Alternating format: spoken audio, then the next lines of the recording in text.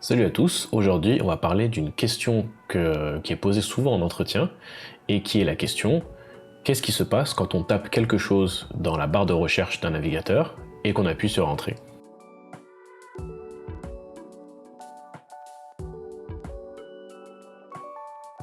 Alors c'est une question qui peut paraître un peu bête et un peu simple, mais en fait c'est une question que j'ai eue, je pense, plusieurs fois en entretien, et ça a l'air d'être une question qui est quand même assez courante quand on cherche sur internet pour des questions plutôt de sysadmin, et puis ça peut paraître quand même un petit peu bête. Bon, la réponse simple c'est je tape YouTube dans mon navigateur, j'appuie sur Entrée, ça affiche YouTube, ou alors ça va dans Google ou quoi. Enfin bon bref, ça n'a pas l'air si compliqué que ça, parce que ça arrive en un instant, ça doit pas être si compliqué. Mais en fait, le petit twist, la petite subtilité dans la question, c'est que on veut que vous répondiez avec le plus de détails possible pour démontrer un peu votre connaissance de comment fonctionne Internet, et pour connaître un petit peu votre culture générale de qu'est-ce qui se passe quand un client envoie une requête à un serveur. Et si je me souviens bien, la première fois que j'ai eu cette question en entretien, je me suis mis à rigoler parce que je trouvais la question tellement stupide, parce que il me semble que la manière dont on me l'a posée, c'est qu'on m'a demandé: est-ce que tu sais comment fonctionne Internet? Donc moi, quand j'ai entendu ça, j'étais comme oui, j'utilise Internet tout le temps, j'ai une bonne idée de comment ça fonctionne. Et au moment où je dis ça, en fait, et que la personne qui me passait l'entretien me dit: allez, vas-y, explique. Au moment où il me dit ça, au moment où je réponds, je me dis, je suis en train de réfléchir et je suis en train de comprendre qu'en fait, le piège, c'est que va falloir répondre avec beaucoup de détails. Et donc, je commence à moins bien rigoler et à réfléchir à comment répondre. Donc là, je vais essayer de répondre d'une manière la plus détaillée possible, comme je répondrais en entretien. Je vais pas aller non plus trop dans les détails parce que on pourrait aller à l'infini. Je vous laisserai des petites ressources pour si vous voulez aller plus loin pour répondre à cette question. Alors, j'ouvre mon navigateur, Chrome ou Firefox, n'importe quoi, et imaginons que je veux aller sur youtube.com. Bon, ça tombe bien. Donc, je tape youtube.com, entrée. Donc là déjà, on va sauter tout ce qui est la partie comment fonctionne un clavier, comment fonctionne le système d'exploitation, comment fonctionne le protocole USB pour que le clavier parle au système d'exploitation et qu'il récupère les touches sur lesquelles on a... J'ai dit qu'on va sauter cette partie-là, mais ça peut faire partie de la réponse, ça montre un petit peu de votre culture générale de comment fonctionne un ordinateur. Mais je pense que pour un poste de sysadmin, ce qu'on attend de plus, c'est plus la partie réseau et le détail du fonctionnement. Et donc au moment où j'appuie sur Entrée, mon navigateur va essayer de contacter les serveurs de youtube.com. Si j'ai tapé www.youtube.com, il va essayer de contacter ce serveur.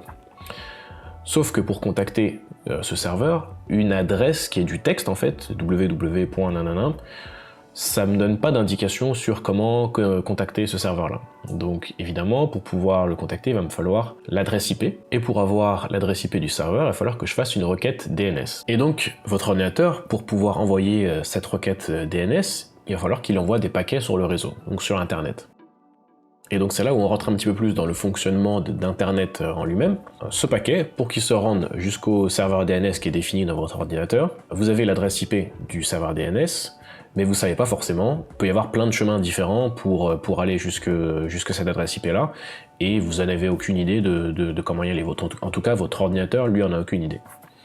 Et donc, il va envoyer ce paquet dans votre routeur, qui va être votre box internet ou quelque chose comme ça, qui va l'envoyer vers votre fournisseur d'accès internet. Donc jusque-là, il n'y a qu'une seule route, et puis ça arrive chez votre fournisseur d'accès internet. C'est là que votre FAI va devoir se débrouiller pour trouver ce fameux routeur. On a l'IP déjà, on essaie de savoir où est-ce qu'il est. La plupart du temps, les routeurs vont utiliser le protocole BGP, qui permet d'échanger des routes entre chaque routeur. Et donc vous avez le réseau de votre fournisseur d'accès internet, et vous avez le réseau de là où se trouve le DNS, s'il est différent, évidemment, si votre DNS n'est pas chez votre fournisseur d'accès internet, ce qui est souvent le cas, mais bon, imaginons qu'il est ailleurs, il faut que votre FAI trouve le réseau. Et il n'est pas forcément directement connecté au réseau de là où il y a votre serveur DNS. Et donc pour ça, les routeurs qui sont dans le réseau de votre FAI vont utiliser le protocole BGP pour échanger des routes avec plein d'autres routeurs. Donc en fait, votre FAI est connecté avec plein d'autres réseaux, pas forcément directement avec tous, mais avec quelques-uns. Donc en gros, par exemple, si l'adresse IP de votre serveur DNS elle commence par 13, le routeur de votre FAI, il a plein de listes et il y a une liste qui lui dit bon, pour les IP qui commencent par 13, envoyez-le vers tel réseau, tel autre routeur. Le routeur qui reçoit ça, lui, il va faire la même chose et petit à petit, votre paquet va finir par arriver dans l'adresse IP exacte du DNS. Et donc le DNS, lui, il a votre adresse IP puisqu'elle est contenue dans le paquet que vous avez envoyé. Il va trouver la réponse et il va vous la renvoyer de la même manière. Le paquet va trouver son chemin pour venir jusqu'à vous, ce qui va potentiellement d'ailleurs ne pas être exactement le même chemin que la manière dont il est arrivé. Et donc ça va être le cas pour tous les paquets qui vont transiter, ça va fonctionner comme ça. Par contre, pour le protocole DNS, c'est pas si simple que ça, c'est pas juste j'envoie un paquet et puis le serveur DNS, lui, il sait tout, il connaît tous les adresses IP et il va me renvoyer la réponse. Le premier cas de figure, c'est que le serveur DNS auquel vous envoyez la requête a déjà la réponse. Soit parce que c'est lui qui gère directement le serveur, du moins la zone www.youtube.com, et donc il sait exactement que cette adresse correspond à cette IP. Soit quelqu'un d'autre a fait la requête avant, et puis le serveur a fini par trouver l'adresse IP, et la garder en mémoire, et donc va vous le renvoyer directement, ce qui va sauver du temps un petit peu, ce qui va éviter au serveur de faire plein de requêtes de son côté. Soit il sait pas, et donc il va devoir trouver. Et on va regarder l'adresse IP www.youtube.com. Bon, il connaît pas ce domaine en entier, donc il va regarder la dernière partie, il va regarder com. Ok, donc .com, ça il connaît, parce qu'il y a des serveurs de DNS qui sont fixes et qui gèrent les TLD, donc les domaines de fin, donc tout ce qui est .fr, .net, .org, .com, etc.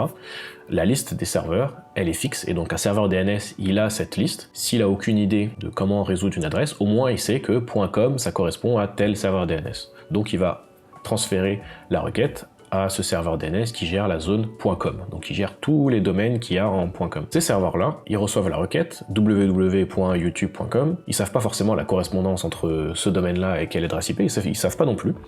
Par contre, comme c'est le domaine qui gère la zone .com, ils connaissent youtube.com, ils savent que youtube.com, ça, ils ont une idée de qui gère ça, ils connaissent le serveur DNS qui gère cette zone. Et donc, à son tour, il va renvoyer une autre requête DNS au serveur qui gère www.youtube.com. Et le serveur DNS qui gère cette zone, lui, il aura une idée très précise, parce que là, on va arriver dans les serveurs de YouTube, donc dans le réseau de YouTube, et ces serveurs-là, ils savent exactement à quelle adresse IP ça correspond, et ils vont envoyer ça. Et finalement, en faisant le chemin inverse, notre navigateur va finir par récupérer l'adresse IP à laquelle il faut se connecter pour aller sur www.youtube.com. Et donc pour éviter de redéranger tout le monde la prochaine fois que quelqu'un va sur YouTube, ce qui va être très probablement bientôt, tous les serveurs qu'on a contactés, ils vont garder en cache le résultat de cette requête pour éviter d'avoir à redemander à chaque fois. Et ça évite de surcharger les domaines, comme par exemple ceux qui gèrent les .com, pour pas qu'ils reçoivent les requêtes du monde entier, quand ils reçoivent juste une fraction, parce que tous les serveurs DNS qui sont intermédiaires gardent les réponses en mémoire et les rafraîchissent juste de temps en temps, quoi.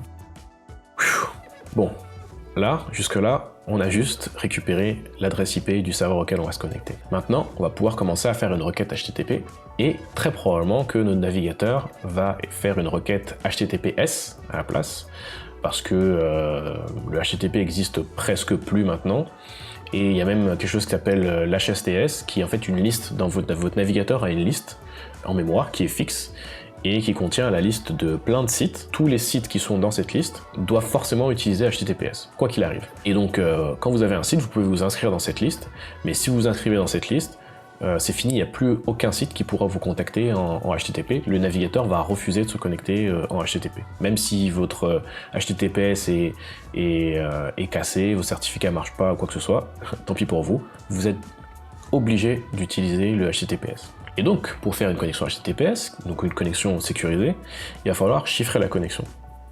Sauf que mon ordinateur et les serveurs de youtube.com, ils se sont jamais parlé avant, donc ça va être difficile de pouvoir s'accorder sur comment chiffrer les données. Mon ordinateur va contacter le serveur et va faire ce qu'on appelle un TLS handshake. Donc en gros, le handshake, c'est le serrage de main.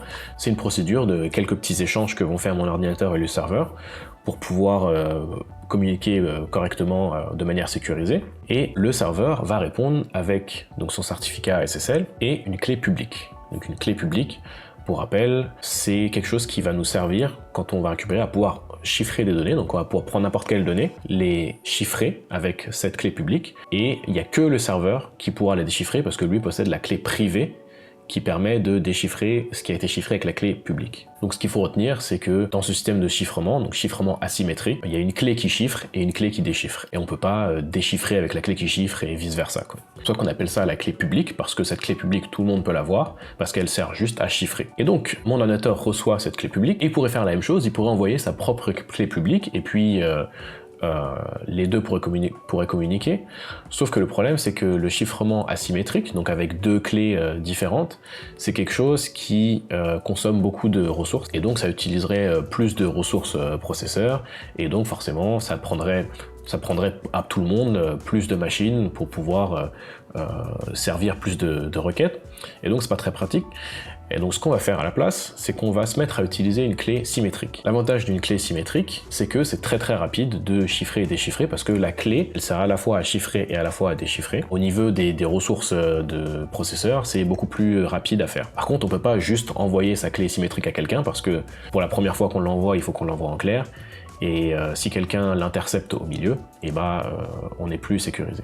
C'est pour ça qu'on commence avec du chiffrement asymétrique.